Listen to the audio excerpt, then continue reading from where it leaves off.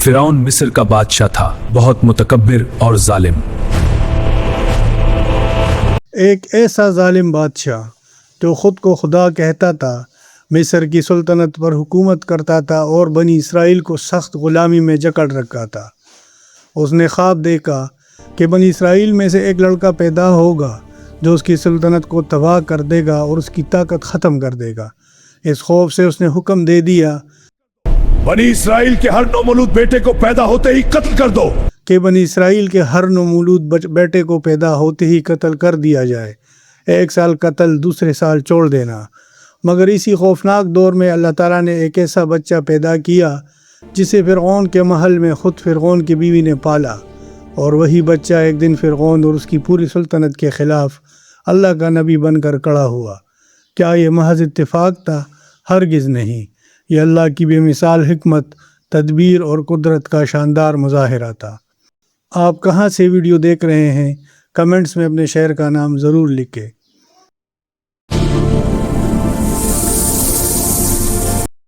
आज हम खोलते हैं हज़रत मूसा अलैहिस्सलाम की कहानी का सबसे दिलचस्प पहला बाब, पैदाइश से मदियन तक, बचपन, अनइंटेंशनल कत्ल का वाक़या और मदियन की तरफ हिजरत। फ़िरऔन मिस्र का बादशाह था, बहुत मुतकब्बिर और ज़ालिम। उसने बनी इसराइल को दो हिस्सों में तकसीम कर रखा था और उनके नौमौलूद बेटों को कत्ल करवा रहा था ताकि वो लड़का पैदा ना हो सके जो उसकी सुल्तनत के लिए ख़तरा बन सकता था। इसी साल अल्लाह ताला ने एक औरत के यहाँ एक खूबसूरत और रोशन चेहरे वाले बच्चे को पैदा किया जो हज़रत मूसा अलैहिस्सलाम थे। उनकी वालिदा हज़रत यूकाबित को शदीद खौफ और घबराहट हुई। अल्लाह ने उनके माँ को वही फरमाई कि बच्चे को दूध पिलाओ और जब जान का ख़तरा हो तो उसे एक संदूक में डालकर नील के दरिया में छोड़ दो। माँ ने अल्लाह पर कामिल तवक्कुल किया, बच्चे को दूध पिलाया और जब फ़िरऔन के सिपाही आए तो संदूक को लहरों के हवाले कर दिया। संदूक दरिया के लहरों के साथ चलता हुआ फ़िरऔन के महल के करीब पहुँच गया। फ़िरऔन की बीवी आसर रज़ियल्लाहु अन्हा ने संदूक देखा। अंदर एक खूबसूरत और मासूम बच्चा था। बच्चे की मासूमियत से उनका दिल भर आया और उन्होंने फ़िरऔन से कहा कि इस बच्चे को मत मारो, ये हमारा बेटा होगा। फ़िरऔन ने बादरे नाख्वास्ता इजाज़त दे दी। इस तरह अल्लाह ने अपने नबी को अपने सबसे बड़े दुश्मन के घर में महफूज रखा। मूसा अलैहिस्सलाम फ़िरऔन के महल में बढ़े। अल्लाह ने उन्हें ताकत, सेहत, इल्म और हिकमत अता फरमाई। वो इंसाफ पसंद और हमदर्द नौजवान बन गए। एक दिन वो शहर में घूम रहे थे कि उन्होंने देखा कि एक कप्ती यानी फ़िरऔनी एक इसराइली ग़ुलाम को शदीद मार रहा है। इसराइली ने मूसा अलैहिस्सलाम से मदद मांगी। मूसा अलैहिस्सलाम ने गुस्से में आकर कप्ती को एक ज़ोरदार मुक्का मारा। वो मुक्का अनइंटेंशनल था मगर कप्ती मर गया। मूसा अलैहिस्सलाम ने फ़ौरन कहा, यह शैतान का काम है, वो इंसान का कुला दुश्मन है, और उन्होंने अल्लाह ताला से तौबा की। दूसरे दिन फिर जब वो शहर गए तो वही इसराइली दूसरे शख्स से लड़ रहा था। मूसा अलैहिस्सलाम ने उसको देखा और रोकना चाहा तो उस इसराइली ने कहा,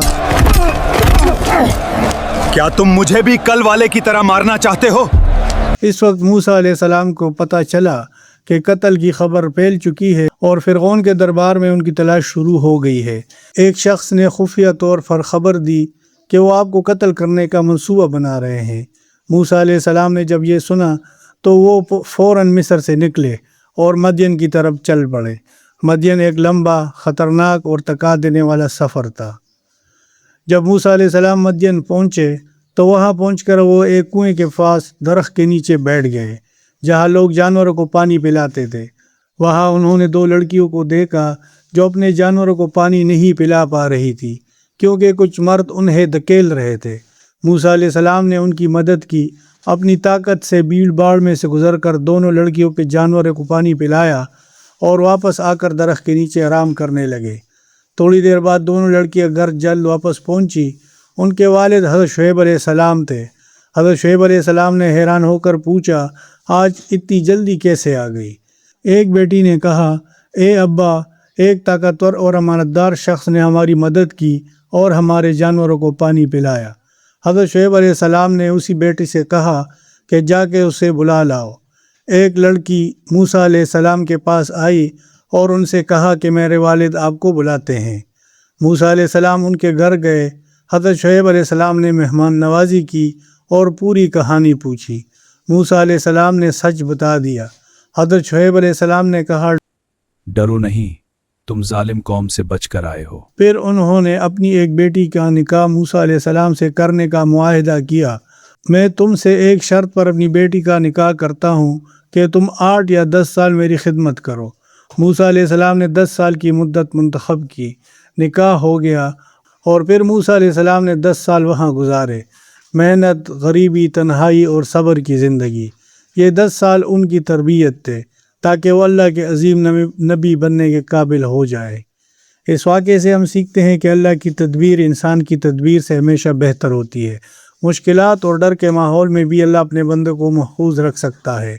توکل اور صبر سے بڑا کوئی ہتھیار نہیں، اور اللہ جسے چنتا ہے اس سے مشکلات کے ذریعے تیار کرتا ہے۔ اگر آپ کو یہ ویڈیو پسند آئی ہے تو ویڈیو کو لائک کریں، چینل کو سبسکرائب کریں اور گھنٹی کا بٹن دبا دیں تاکہ موسیٰ علیہ السلام اور فرعون کے پورے مقابلے کی یہ 5 حصوں والی سیریز آپ تک بر وقت پہنچ سکے۔ اللہ ہم سب کو صبر، توکل اور اللہ کی حکمت پر یقین کی توفیق عطا فرمائے۔ آمین یا رب العالمین۔